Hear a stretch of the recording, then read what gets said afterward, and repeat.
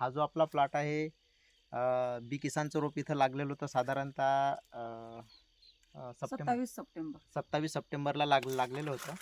आणि याच्यामध्ये आपण आता हे लावलं तर यांनी 5x5 लावलं. आपण यांना 5x7 झिगझॅग सांगलो होतं, पण त्यांनी ते नाही लावलं. 5x5 आहे. हां, 5x5. आता इथं आपल्याला पील सिलेक्शन करायचं आहे की बा पील कोणतं ठेवायचं आहे. कारण की मागच्या याच्यामध्ये रेट कमी असल्यामुळे इथं त्यांचे पाहिजे तेवढे पैसे झाले नाहीत. पण आपल्याला पुढच्या याच्यामध्ये हे कव्हर कसं करायचं, तर त्यासाठी आता आपण इथं पील सिलेक्शन कसं करावं, तर त्यासाठी आपण इथं आलेलो आहोत. तुमचा प्लॉट आहे हो, तुमचा परिचय द्या बरं. माझं नाव ललिता गणेश भोंडोकर. मी म्हणजे नवीनच आहे याच्यात, मला काही अनुभव नाही आहे शेतीचा, पण तरी मी ठाकरे साहेबांच्या आणि या अशोकता या दोघांच्या मार्गदर्शनाखाली शेती करून राहिली. वाटलंच म्हणजे आलं व्यवस्थित, म्हणजे घडही चांगला पडला त्याचं, म्हणजे यांनी मार्गदर्शनही चांगल्या व्यवस्थित प्रकारे केलं, वेळोवेळी केलं. पण ते भावाअभावी समजा आम्ही जेवढं उत्पन्न, जेवढा फायदा जसं व्हायचा होता तेवढा झाला नाही. म्हणजे उत्पादन निघालं, भाव उत्पादन कमी निघालं पण असल्यामुळे उत्पन्न कमी आलं. उत्पन्न कमी आलं. ओके. एकंदरीत अशी परिस्थिती इथं की यांनी थोडं जो पॅटर्न आहे आपला 5x7चा झिगझॅगचा, तो इथं फॉलो नाही केला. 5x5 केली त्यांनी. त्याच्यामुळे आता पूर्ण माल म्हणजे पूर्ण कटिंग झाल्यानंतर आता इथे पील सिलेक्शन आपल्याला करावं लागणार आहे. तर ताईंचा प्लॉट आहे. आणि तुम्हाला एक सांगतो, सगळ्या महाराष्ट्रातल्या जेवढ्याही महिला शेतकरी आहेत सगळ्यांसाठी सांगतो की हे नवीन वर्ष जे आहे 2026, हे आंतरराष्ट्रीय संघटना जी आहे युनो, त्यांनी महिला शेतकरी वर्ष म्हणून साजरा करायचं ठरवलेलं आहे. जेवढ्या महिला शेतकरी आहेत ना, सगळ्यांना प्रमोटिंग करणार आहे, सगळ्यांना प्रोत्साहन देणार आहे. आणि त्याच्यातल्या जेवढ्या महिला शेतकरी पुढे येतील त्या सगळ्यांना सरकार म्हणा किंवा शासन म्हणा काही ना काही सपोर्ट करणार आहे. तर जेवढे महिला शेतकरी आहेत बिंदास तुम्ही पुढे या, शेती करा. किसान पाठशाला टीम तुमच्यासोबत प्रत्येक ठिकाणी आहे. आम्ही शेती मार्गदर्शन करतो आणि करायला. सगळं करतो, पण तुमचं वेळोवेळी मार्गदर्शन आवश्यक आहे. बिलकुल, म्हणजे कारण बिलकुल, कसं बिलकुल. खर्च करणारा खर्च तर आम्ही करतो, हां. पण त्याचं जर काही जनरल नॉलेजच काय असतं नसलं, की काहीच नसलं तर काय बऱ्याच करणार महिला आहे? शेतकरी आहे ना, कुणाला असं विचारायला घाबरतात की, आणि काय जनरल की कुणाला विचारलं तर ते परफेक्ट गाईडलाईन देतील का नाही देतील याबद्दल शंका आहे. पण किसान पाठशाला पूर्ण टीम जी आहे ना, भारतभर तुमच्यासोबत आहे. कुठेही शेतीमध्ये तुम्हाला अडचण असेल, काही मार्गदर्शन असेल तर किसान पाठशाला टीमला तुम्ही बिनधास्त संपर्क करा आणि किसान पाठशालाशी जोडा. आता ह्या प्लॉटमध्ये जे आहे, आता पील सिलेक्शन जे नवीन पील आहे ना ते सिलेक्ट करायचं. तर याच्यात एक काय करायचं आपल्याला की हे जे तुमचं कचरा आहे ना, हे पूर्ण व्यवस्थित करून घ्यायचं. आणि जे ड्रीप आहे, हे ड्रीप आधी सगळी काढून घ्या. हे ड्रीप सर्व लागलं तर काढून घ्या. बरं. आणि पूर्ण कचरा टाकल्यानंतर ड्रीप याच्या वरती करून घ्या. बरं. हा, म्हणजे हे जे आहेत ना, आपल्याला जर पूर्ण ह्याचा मोकळं करायचं आहे. हो. कारण की काय होते, होऊ शकते का इकडून पिल्ल निघेन, इकडून निघेन, कोणतं ना कोणतं निघेन. तर जे आता तुम्हाला नवीन दिसेल, जे नवीन पिल दिसेल, त्याच्यानंतरचं जे असं नाही ते लहान नाही, जे जमीन मध्ये दिसणार, आता हे जे दिसते तुम्हाला यात हे बा, हे काय दाखवायचं बिना कट केलं. बिना कट केलेलं. हे असं आहे का, हे आहे.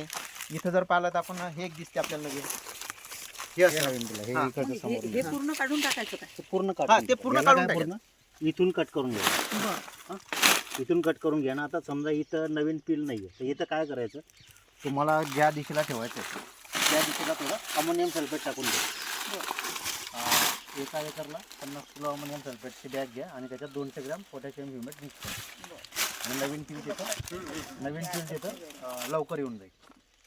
आणि एकाच वयाची सगळी पिलं ठेवायची, कट केलेली नाही ठेवायची. साधारणतः 15-20 दिवसामध्ये सर्व निघून जातील. हो, हो. आणि ते काढल्यानंतर ही जी नाली आहे ना, एक ही वेळ नाली खोल करून टिलर ना, रोटरी टिलर जे आहे, त्यांना एक फुल नाली मारून घ्या. कारण की आपली जमीन काळीची आहे, पावसाळ्यात अधिक प्रॉब्लेम येऊ नये, म्हणजे सेगा टोका करपा ह्यासाठी आपलं एकदम क्लिअरली हो, त्यासाठी हे करून घ्या. तर आला तर पुढचा उन्हाळ्याचा मोसम येते, तर होऊ शकते याच्यामध्ये तुम्ही मक्याचे सुद्धा 2 दाणे इथं लावू शकता.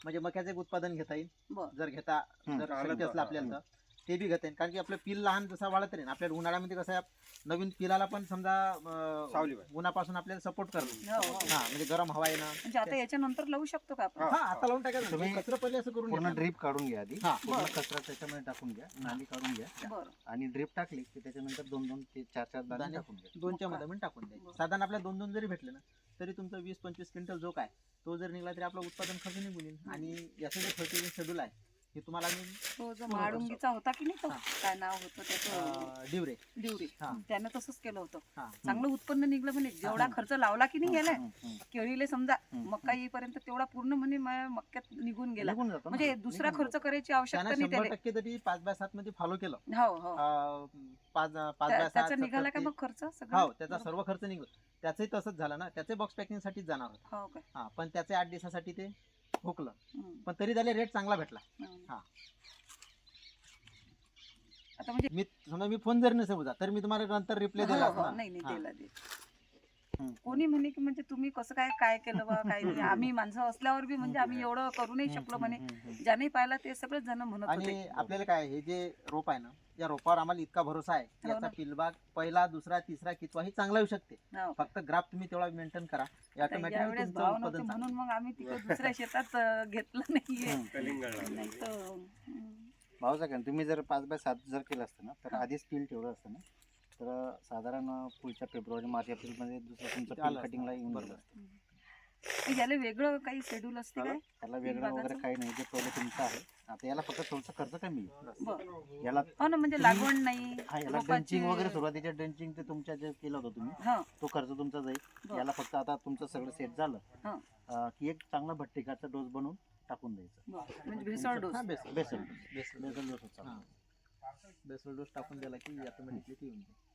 मध्ये चालू ठेवायचं तेव्हा ड्रीपने चालू करायचं तोपर्यंत 2 भट्टिकाचे डोस होऊन जातील याला. किती दिवसातून द्यायचे मग ते? एक भट्टिका जर दिला साधारण 45-50 दिवस तो काम करतो भट्टिका. 50 दिवसानंतर दुसरा दोनच एकदा. वेळा द्यावं लागतं. तोपर्यंत तुमची कॅनोपी होऊन जाईल मग ड्रीपने चालू करून द्यायचं फर्टिगेशन.